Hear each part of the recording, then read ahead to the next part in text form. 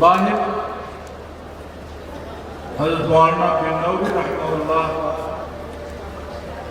کی قیادت کی اور پارلیمنٹ میں جمعیت علماء اسلام کا کردار تھا کہ 7 ستمبر سن 1974 کو اللہ تعالی کے فضل و کرم سے پارلیمنٹ میں یہ مسئلہ حل ہوا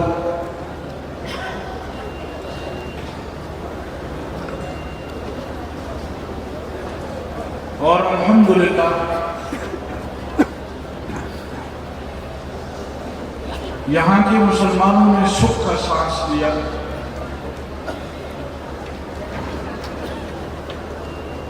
لیکن چونکہ قادیانی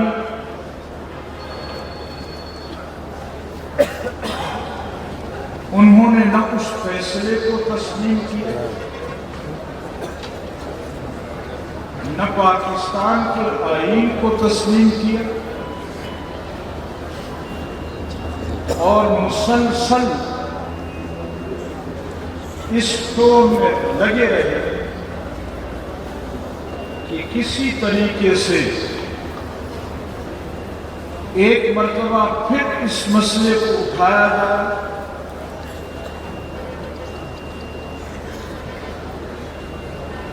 اور پاکستان کے آئین میں کوئی ترمیم لا کر ختم نبوت کے اس مسئلے کو اگر ختم نہیں کر سکتے تو اس کو کمزور ضرور کریں۔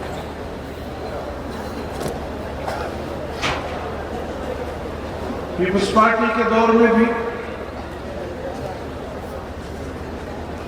ایک بل لایا گیا قومی اسمبلی میں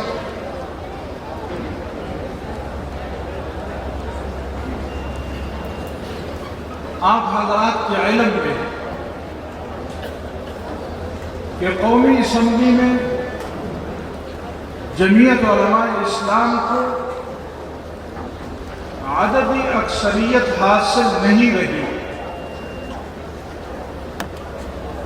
اور جب کبھی ایسا کوئی بل آ جاتا ہے پھر جب اسمبلی کے اندر ووٹ کی بات آتی ہے تو ہمارے اکابرین اکثر بیشتر پھر یہ مسئلہ پارلیمنٹ سے قوم کی طرف لے آتے ہیں اور افرادی قوت کا مظاہرہ کر کے پارلیمنٹ کے اندر پریشر ڈالا جاتا ہے۔ پیپلز پارٹی کے دور میں بھی جب عددی قوت پارلیمنٹ میں نہیں تھی جمعیت علماء اسلام کی قیادت نے دیگر مذہبی جماعتوں کے ساتھ مل کر کراچی میں بہت بڑا مظاہرہ کیا اور ہمیں یاد ہے کہ جس دن کراچی کا مظاہرہ تھا اسی دن ایک رات تک حضرت مولانا فضل الرحمان صاحب دامت برکاتہ العالیہ عمرے کے سفر سے واپس آئے تھے اور کراچی کی اس اجتماع میں اعلان کیا کہ اگر آپ نے امریکہ یا امریکہ والوں سے وعدہ کیا ہے کہ ہم ختم نبوت کے اس قانون میں کوئی ترمیم کریں گے تو میں بھی روضہ رسول اللہ صلی اللہ علیہ وسلم پر حاضری کے وقت جناب محمد الرسول اللہ صلی اللہ علیہ وسلم سے وعدہ کر کے آیا کہ یا یہ سر نہیں رہے گا اور یا پھر پاکستان میں اس قانون کو میں بدلنے نہیں دوں۔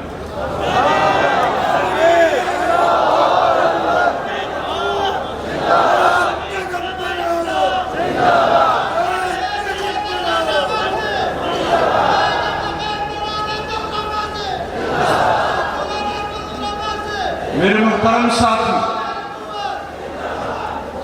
اس کے بعد لاہور میں احتجاجی مظاہرہ ہوا جو لاکھوں انسانوں پر محیط تھا، اور اسی مظاہرے میں جب پشاور کے مظاہرے کا اعلان ہوا تو اس وقت کے وزیر اعظم جناب یوسف رضا گیلانی صاحب نے اور ان کے وزیر قانون نے قائد جمعیت کو بلایا اور کہا کہ ہم لکھ کر دینے کو تیار ہیں کہ ہم اسمبلی سے یہ بل بھی واپس کرتے ہیں اور آئندہ پھر کبھی ایسا بل لے کر نہیں آئیں۔ نعرہ تکبیر، تاجدار ختم نبوت قائد ملت اسلامیہ مولانا فضل الرحمان وقتاً فوقتاً ایسی کوششیں جاری رہیں، لیکن میرے محترم ساتھی، نہ پیپلز پارٹی کی گورنمنٹ کو یہ جرت تھی اور نہ ہی مسلم لیگ کی حکومت کو یہ جرت ہوئی کہ وہ پاکستانی عوام، پاکستانی مسلمانوں کے جذبات سے کھیلتے ہوئے اس مسئلے کو چھیڑتے۔ لیکن میرے محترم ساتھی، جب سے یہ موجودہ حکومت آئی، جب سے یہ لوگ برسر اقتدار آئے ہیں، ابتدا وزیر اعظم صاحب نے حق برداری کی تقریب میں خاتم النبیین کا لفظ ادا نہ کر کی تھی، اور اس وقت ہم بھی یہ سمجھتے تھے کہ زبان پھسل گئی، لوگ بھی یہ کہتے تھے، لیکن آج معلوم یہ ہوتا ہے کہ انہوں نے قصداً عمداً خاتم النبیین کا لفظ ادا نہیں کیا۔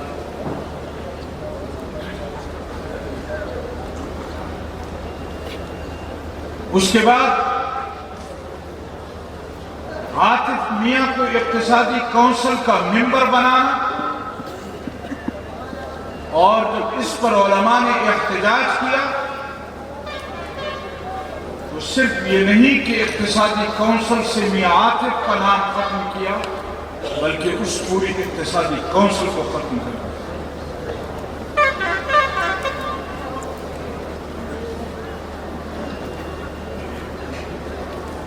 اس کے بعد آسیہ ملعونہ کی رہائی، یہ کوئی ان کے دور کا کیس نہیں تھا، یہ پیپلز پارٹی کے دور میں بھی تھا، یہ مسلم لیگ کے دور میں بھی تھا، لیکن ان کو یہ جرت نہیں ہو سکی تھی کہ ان کے دور میں کوئی ایسا فیصلہ آئے، لیکن ان حضرات کے دور میں وہ فیصلہ آیا، اور ابتدا میں یہ تسلیم نہیں کرتے تھے اور یہ کہتے تھے کہ یہ کورٹ کا فیصلہ ہے، لیکن جب موصوف امریکہ گیا، وہاں ایک ٹی وی چینل کو انٹرویو دیتے ہوئے تسلیم کیا کہ آسیہ ملعونہ کو میں نے بنایا۔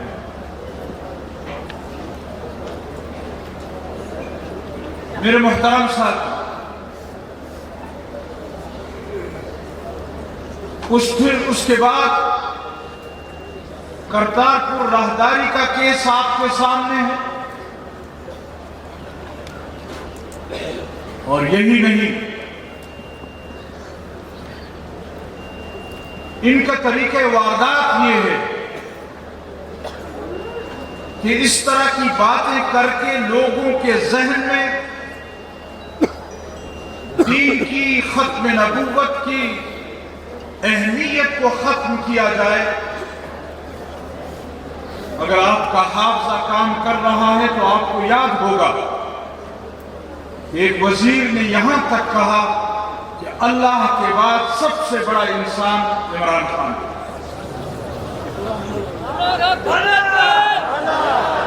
اس کے بعد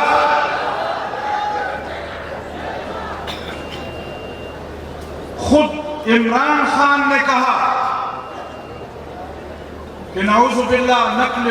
کفر نہ باشو، کہ صحابہ کرام تو ڈرپوک تھے، وہ نکلنے کو تیار نہیں تھے، اور کہا کہ مال غنیمت کو لوٹ مار کہا۔ ہم سوچتے تھے کہ یہ لوٹ مار کا معنی کہاں سے نکالا۔ میرے محترم ساتھیوں، قادیانیوں نے جو ترجمہ کیا ہے اس میں انما غنیمتم کا معنی لوٹ مار لکھا ہے۔ ہماری نصاب کی کتابوں میں جناب رسول اللہ صلی اللہ علیہ وسلم کے ختم نبوت کے حوالے سے چوتھی کلاس کی دینیات کی کتاب سے وہ جملے نکال دیے گئے۔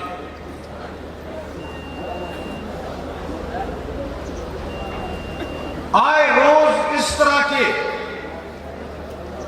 باتیں کر کے وہ مسلمانوں کے دلوں میں ختم نبوت کی اہمیت کو ختم کرنا چاہتے ہیں۔ وہ ہمارے اور آپ کے جذبات سے کھیلنا چاہتے ہیں۔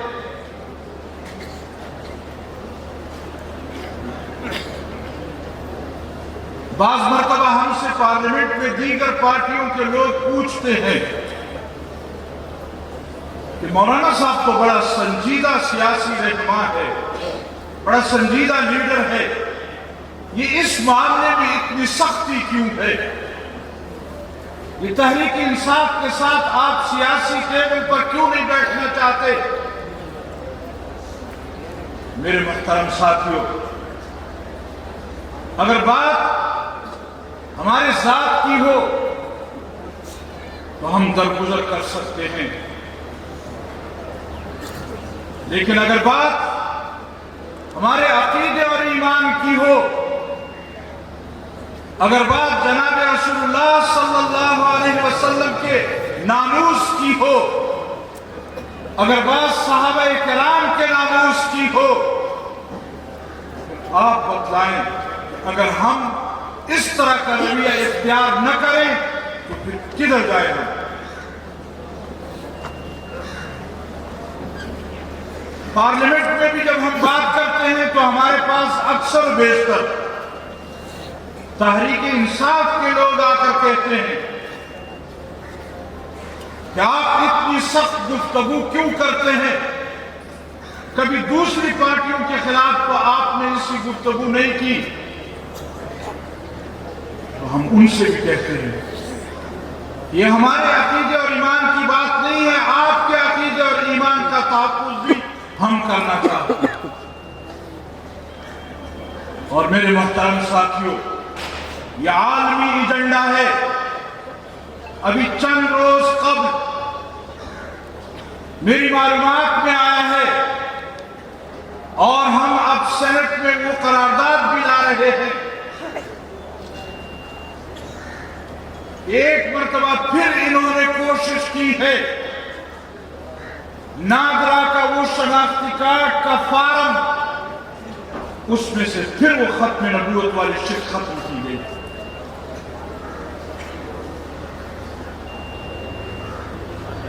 برطانیہ کا پارلیمنٹ وہ یہ کہتا ہے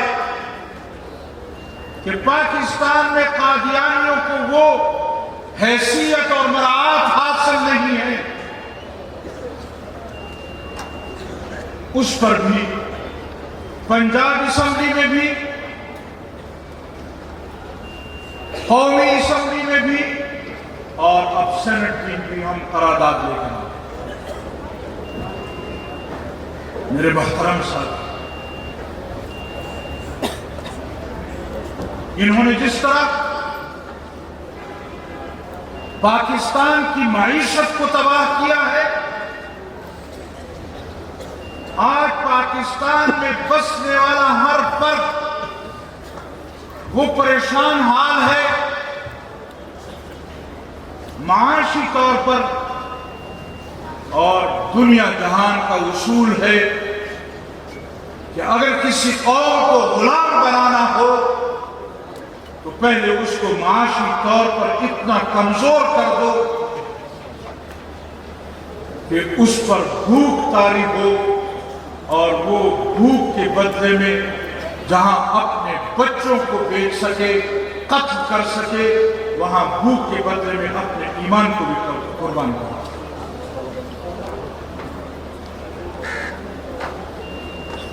میرے محترم ساتھ، آپ کے سامنے ابھی اس حکومت کا ایک چہرہ ہے کہ انہوں نے معاشی طور پر اس قوم کو مہنگائی کے گھڑوں میں ڈال دیا ہے۔ لیکن میں عرض کرنا چاہوں گا کہ انہوں نے تھرپارکر ضلع میں جہاں لوگوں کو روٹی کا نوالہ میسر نہیں ہے، وہاں لوگوں کو یہ روٹی اور معاشی طور پر تو مستحکم نہیں کر سکے۔ میں آپ حضرات کے علم میں لانا چاہتا ہوں کہ وہاں قادیانیوں کو انہوں نے ہزاروں کنال زمین الاٹ کر دی۔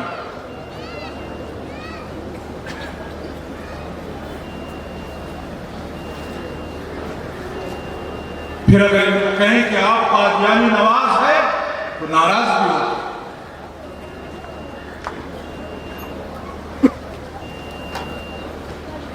میرے محترم ساتھ، اور ہم یہ سمجھتے کہ پاکستان میں گزشتہ 74 سالوں سے اس ملک میں اگر حکومت رہی ہے تو وہ بالواسطہ یا بلا واسطہ اسٹیبلشمنٹ کی رہی ہے۔ اور میرے محترم ساتھی،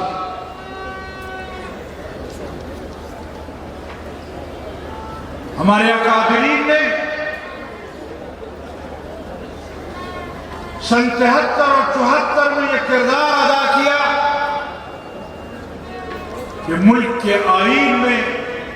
آپ کے عقیدے اور ایمان کو محفوظ کیا، اور اس میں ختم نبوت کے عقیدے کو محفوظ کیا ہے۔ لیکن آج عالمی ایجنڈے کے تحت جن لوگوں کو اقتدار میں لایا گیا ان کے ذمہ یہ لگایا گیا ہے کہ آپ نے اس عقیدہ ختم نبوت کے قانون کو یا تو ختم کرنا ہے، اور اگر یہ نہیں ہوتا تو پورے آئین کو ختم کر دو۔ ہمیں اس کی پرواہ نہیں، اس ملک کو ختم کر دو،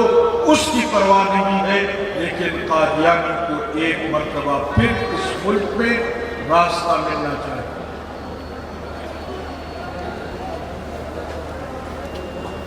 ہم نے کئی جگہوں پر، اور آج آپ کے جس میں بھی عرض کرنا چاہتا ہوں کہ ممکن نہیں ہے کہ جمعیت علماء اسلام کا ایک ورکر، یہاں ایک بھی مسلمان زندہ ہو اور یہ ختم نبوت کے اس قانون کو اسمبلی کے فلور پر چھیڑ سکیں۔ ممکن نہیں ہے، یا ہم نہیں ہوں گے یا پھر یہ ملک نہیں ہوگا، لیکن ختم نبوت کے عقیدے کو نہیں۔ نعرہ تکبیر! نعرہ تکبیر! قادیانیوں کو اعلانہ! امریکہ کا جو یار ہے! آج دار ختم نبوت سینیٹر مولانا عطاء الرحمان، نعرہ تکبیر۔ اور میں آج آپ کے اس مجلس میں بھائی بس کریں۔ میں آج آپ کے اس مجلس میں اسٹیبلشمنٹ کو بھی، کہ یہ تو عمران خان ہے، اگر آپ ٹرمپ کو بھی لے آئیں پھر بھی ختم نبوت کا قانون ہم بدلنے نہیں دیں گے۔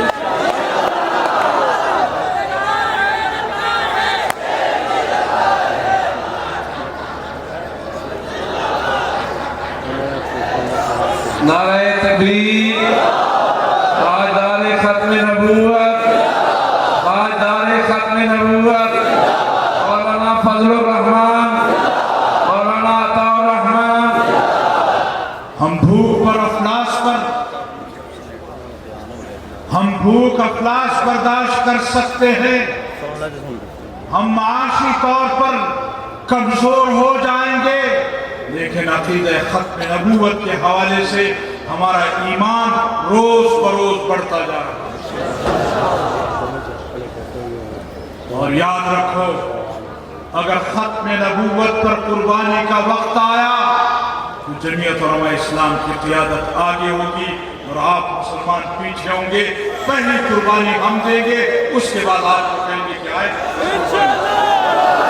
نعرہ تکبیر، تاجدار ختم نبوت، عالمی مجلس تحفظ ختم نبوت، جمعیت علماء اسلام، مولانا عطا الرحمان۔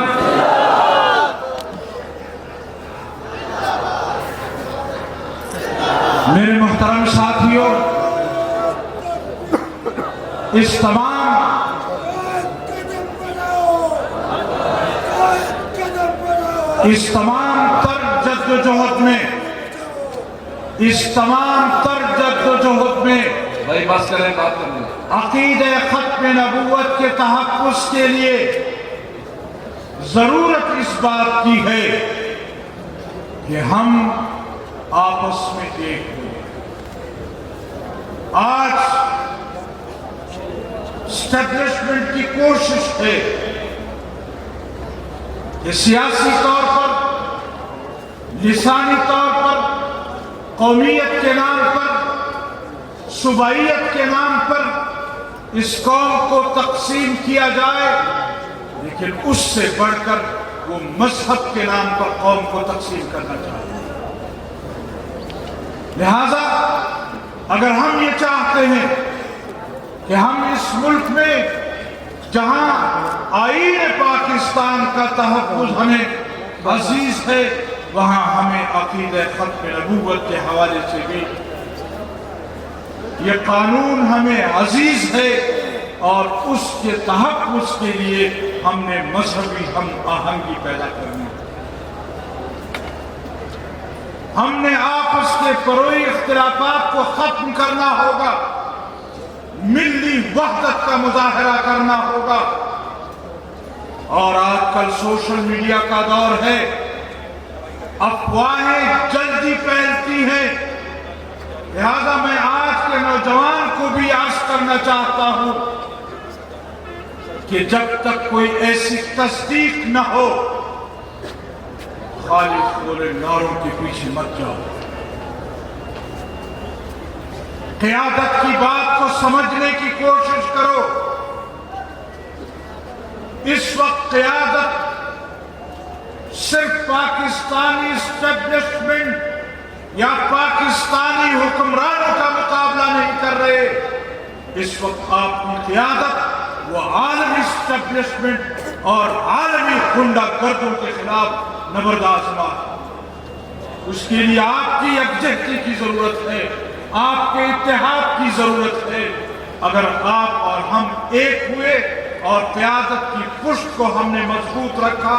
تو مجھے یقین ہے کہ نہ عالمی سطح پر اس عقیدہ ختم نبوت کے خلاف سازش ہو سکتی ہے اور نہ ملک کے اندر ایسی سازشیں کامیاب ہو سکتی ہیں۔ تو میں آپ حضرات کا یہاں شکریہ بھی ادا کرتا ہوں کہ جس محبت کے ساتھ آپ یہاں آئے ہیں، اسی محبت کے ساتھ اپنے قوم، اپنے لوگوں میں یہ پیغام لے کر جائیں کہ ہم نے عقیدہ ختم نبوت اور پاکستان کے آئین کے تحفظ کے لیے یک